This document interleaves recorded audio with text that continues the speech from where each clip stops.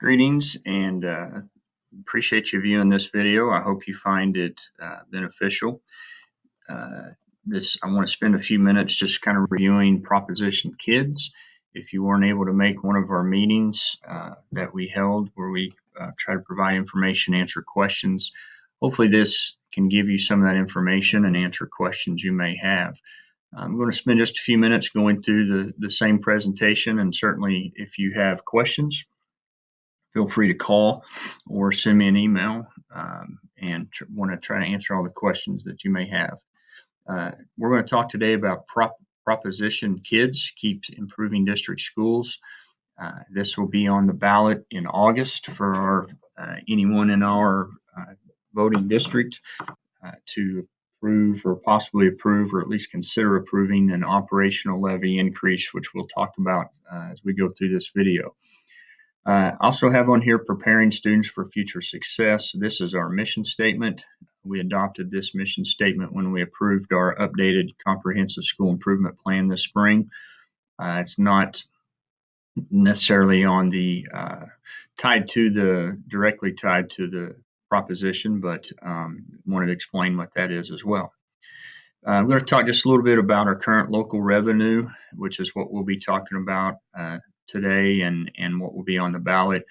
If you watched one of the earlier video or came to one of the spring meetings where we did a kind of a deeper breakdown of school funding and school finance, we got a little deeper into these four levies. The school districts operate under four funds: operating fund or Fund 1, teacher fund, which is Fund 2, debt service is Fund 3, and capital projects is Fund 4. We're not going to spend much time today getting into all those because we covered those earlier, and certainly if you want to go back on our website and watch that video, I would encourage you to do so. We operate as far as local dollars. We generate dollars from state, federal level, and from the local level. And the local level is generated from current levies that are assessed to our patrons.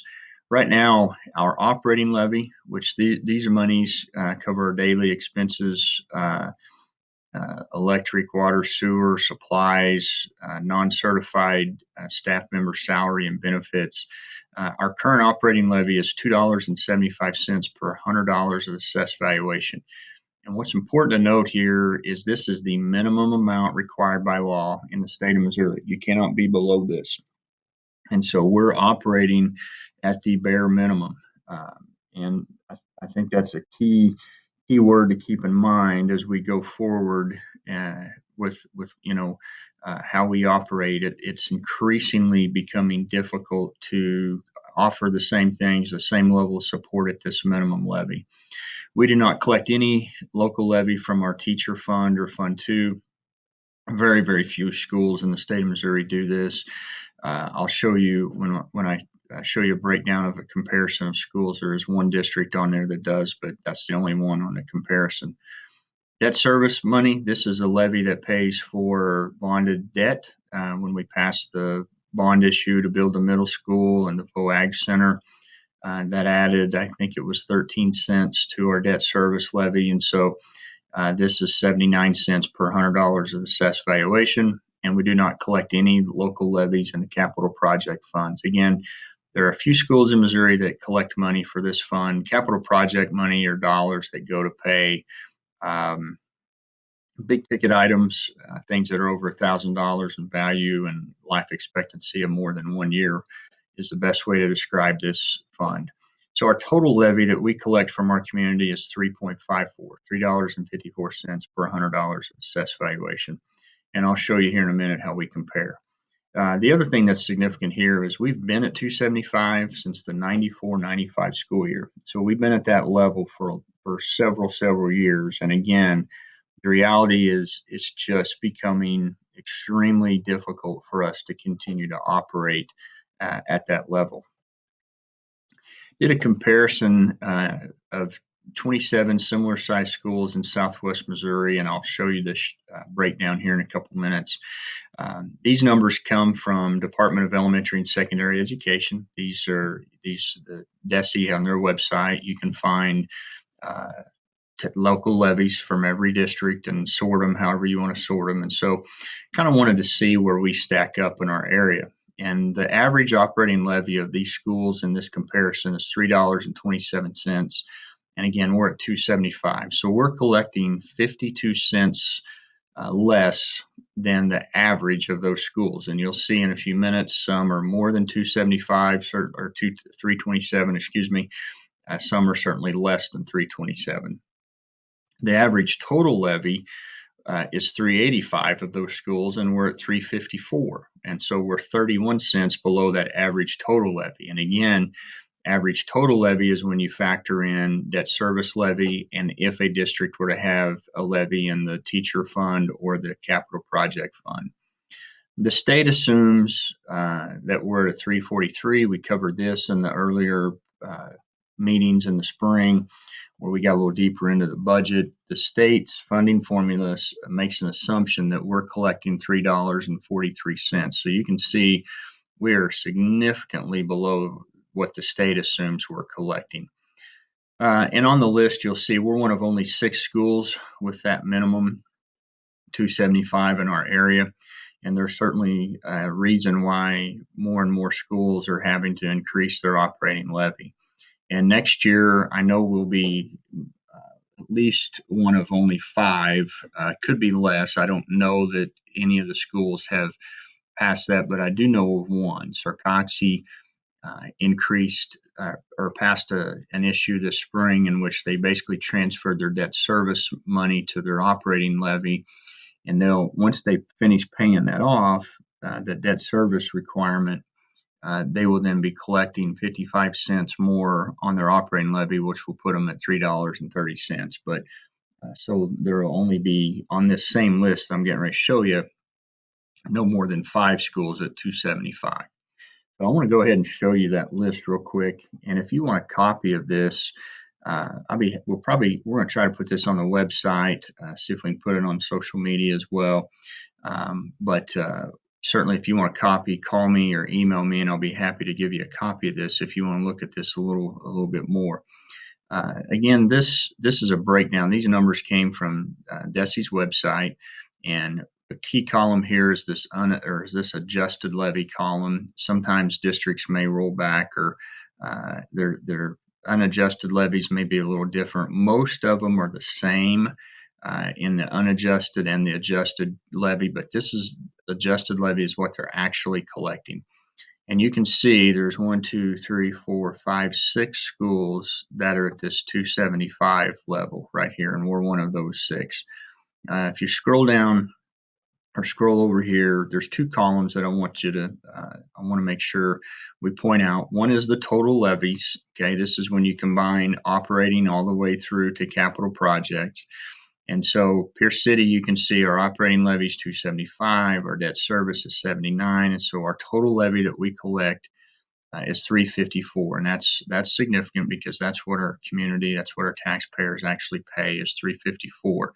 Of that 354, 79 cents is restricted, can only go to pay off bonded debt, and 275 is what we can then collect for operating levy.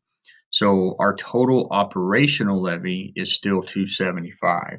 And for most of the schools on this list, this number here under total operational is going to be the same as this number. The only one that's different is Golden City. They do have a Fund 2 or a teacher fund levy, and so you combine their operating and Fund 2, and that's their total operational levy. Everybody else, this number equals this number.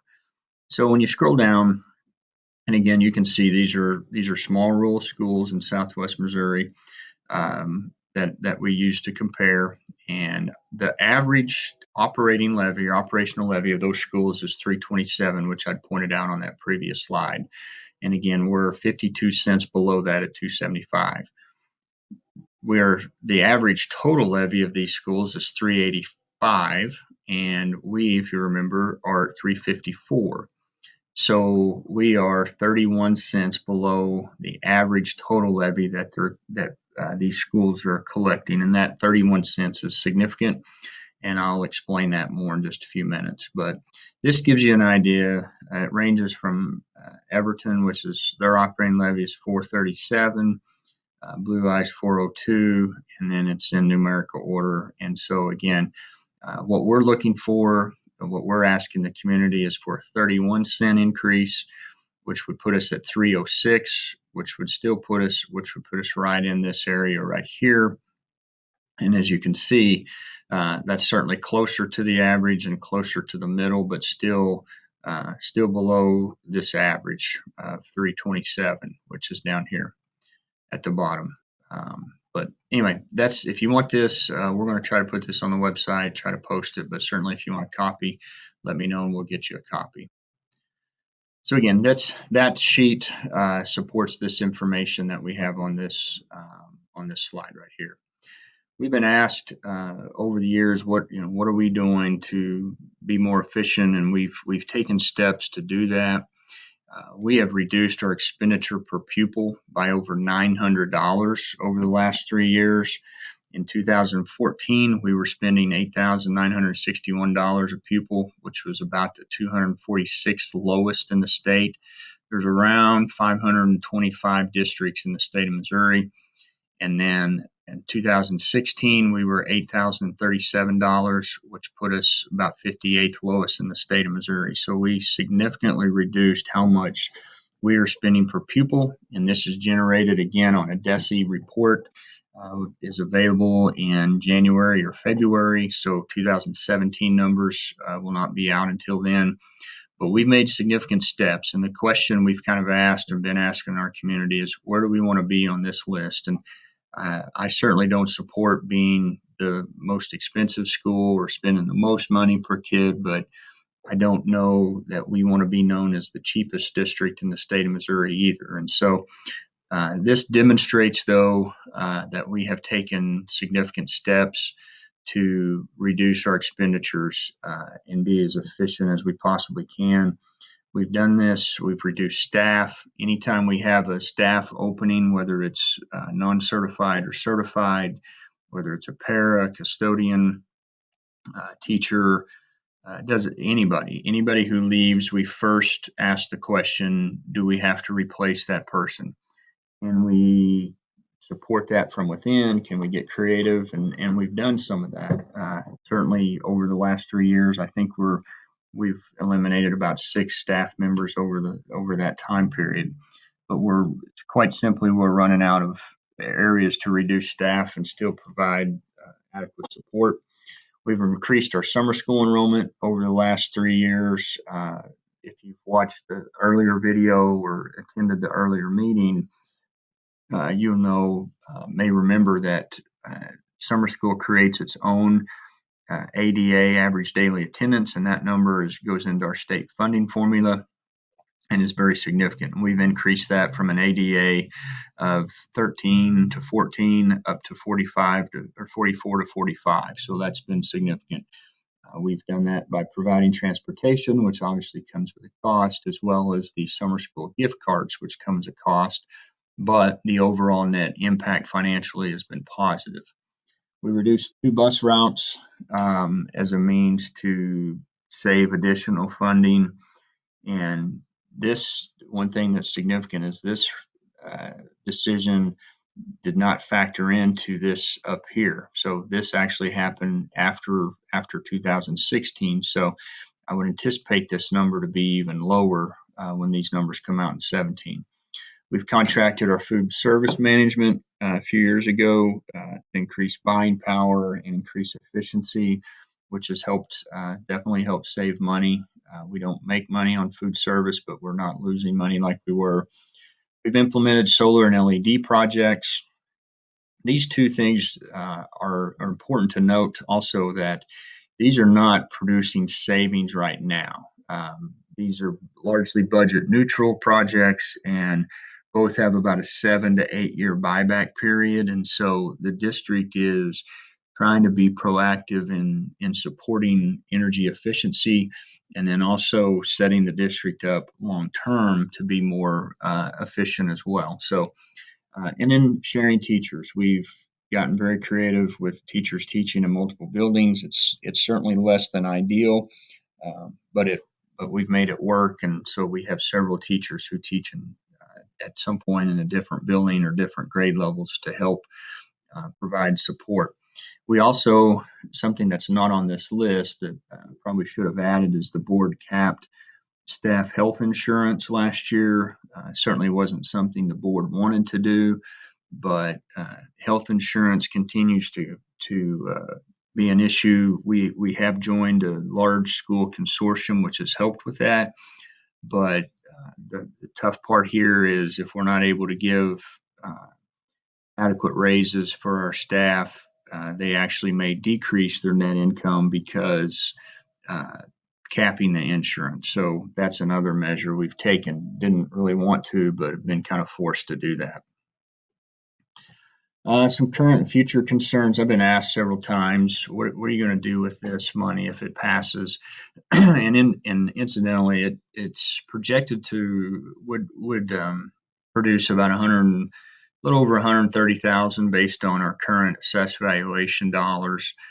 So 130,000 certainly may seem like a lot of money, but with our facilities and some of the needs that we have to maintain and upkeep, that money can go very, very quickly. So I'm hesitant to tell anybody that it's earmarked towards a specific item because, quite honestly, it's simply needed just to continue with the yearly operations of the district. So things like technology, certainly the importance of providing kids with exposure to technology is important.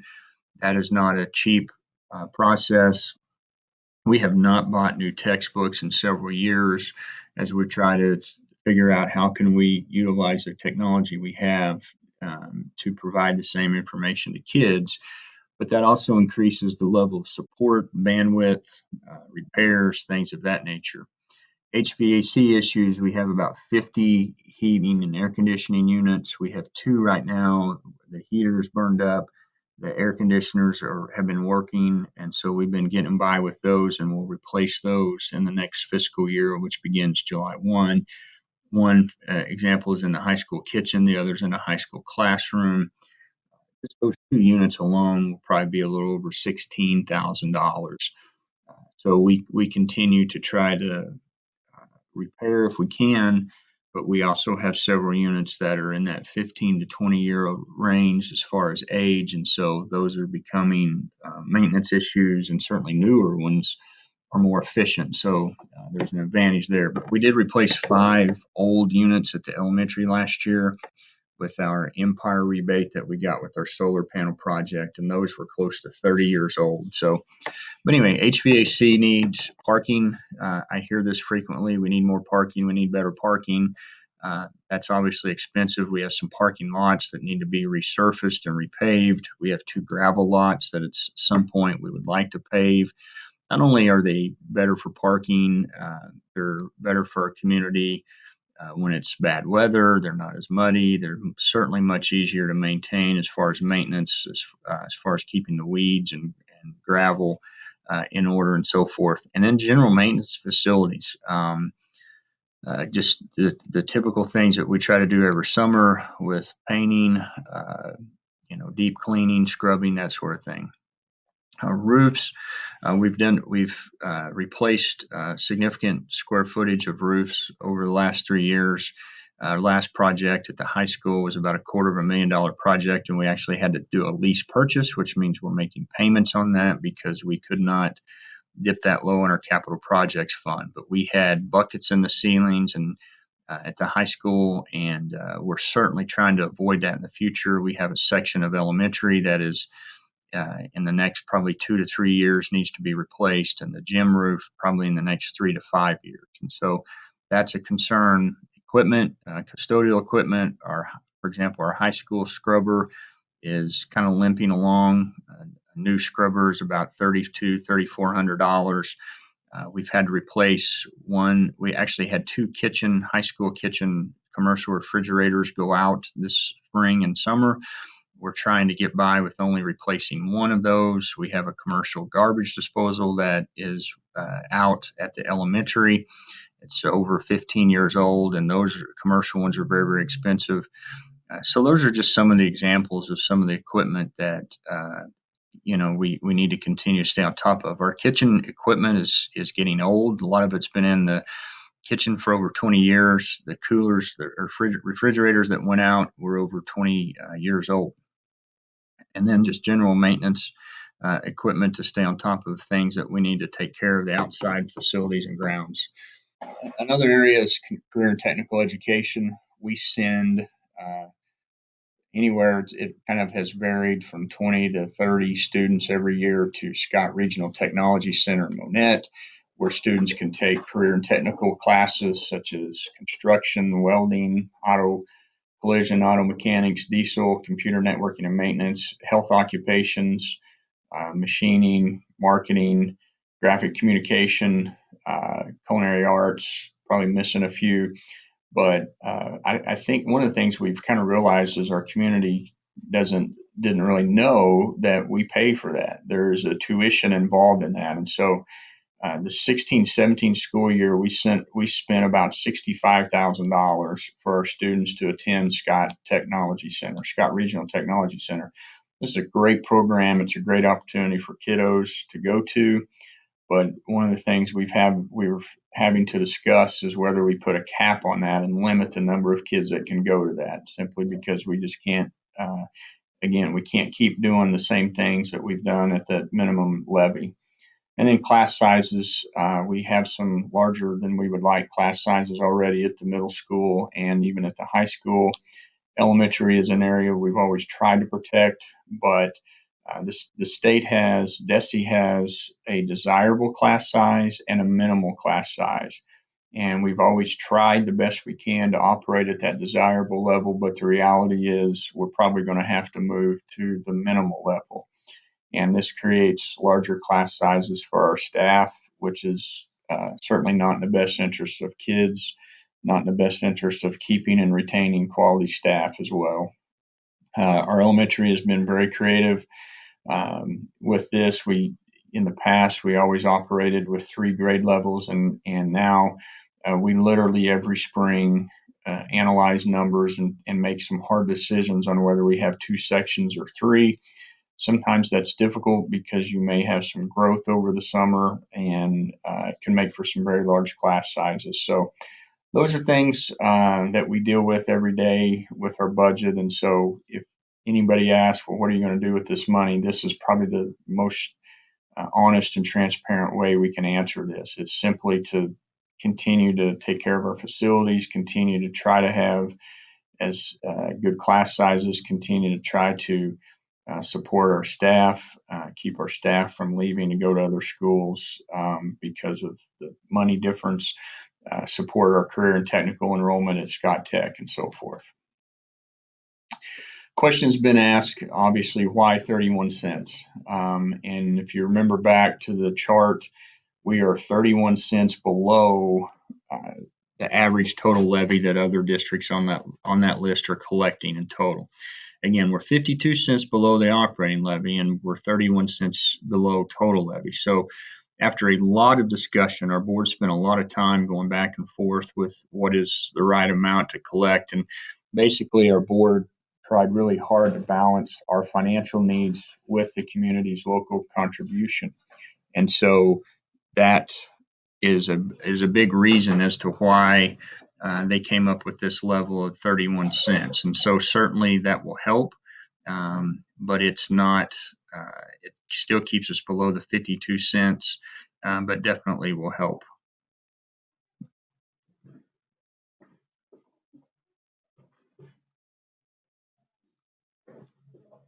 This is the actual ballot language that will appear on the ballot.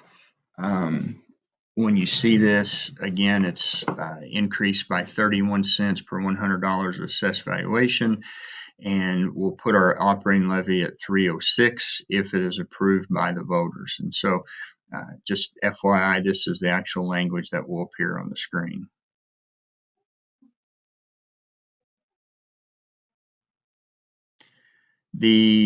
As far as what's next, we were hoping to form a community committee to help promote this in July. Certainly, if you see this and this is something you would like to be a part of, we desperately need your help. Even if you think, hey, I'm for this, so uh, we need you to help us get the word out, to inform, and we definitely need people to get out and vote. The district can produce information that tells what this is, can provide information and so forth, but we cannot produce information that says vote yes. So that's where the committee can help. The election is August 8th, and we need a simple majority to pass to be able to include it on the 17-18 budget. The board has a annual tax levy hearing in August, and so for us to put it on that, approve it in August at that hearing, it has to be approved on the 8th for it to be included in next year's budget. If you have questions, please call me, please email me. Uh, if you have any interest in helping, I know that everybody's busy. I know the summer's tight. People have vacations and so forth, but we are really, really desperate for help, for us to get the word out, how to generate ideas, how to advertise this, and just inform the public. We want people to have the right information and make an informed decision when they vote. So I really asked you to consider spending just a little bit of time with us and committing to this to help us um, to take care of both our current and future financial needs of the district. So, if you have any questions, please let me know. My office number is 476-2555, or you can email me at rmoreland@pcschools.net. You can find that on our website at www.pcschools.net. Thank you very much, and thanks for watching.